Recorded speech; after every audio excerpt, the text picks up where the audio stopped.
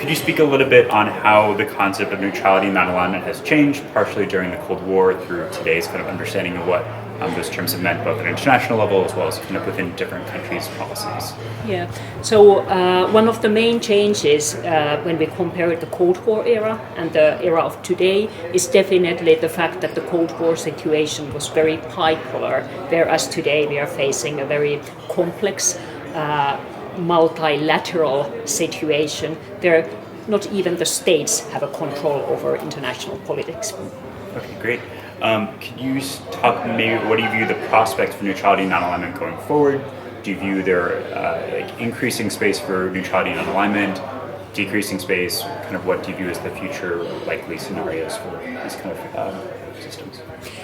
Neutrality as a policy and concept is not limited to the Cold War context, and that's an important thing to keep in mind. So I think as long as we have conflicts, we always have parties that wish to stay out of the conflict and even act as mediators or such like that. And neutrality is an age-old policy, and I believe that in one form or another it will stay with us as long as we have conflicts. And then there was discussion about Austria as a model for neutral states, for instance, in Central and Eastern Europe. What do you use as a consequence, for example, as Finland as a model state for states like Ukraine or Belarus, or these states that are considered neutrality? Do you view it as a viable model, as a possible model?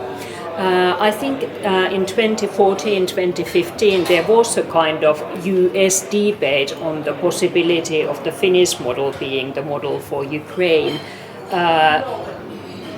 To the extent that I can kind of comment on that, I would say that the Finnish neutrality was exceptional because of the bilateral security treaty with the Soviet Union.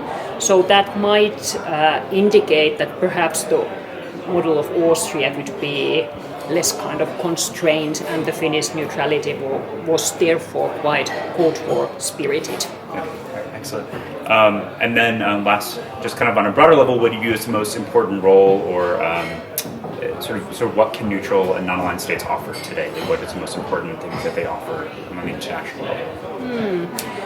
If you use it in a positive way and if you understand it as an instrument to foster peace, to limit arms race, to foster dialogue, and to limitate conflicts, I think neutrals have a lot to offer for international politics today. Of course, it's not a policy that is an easy policy. It requires quite a lot, but I think the achievements of it can be very good even today.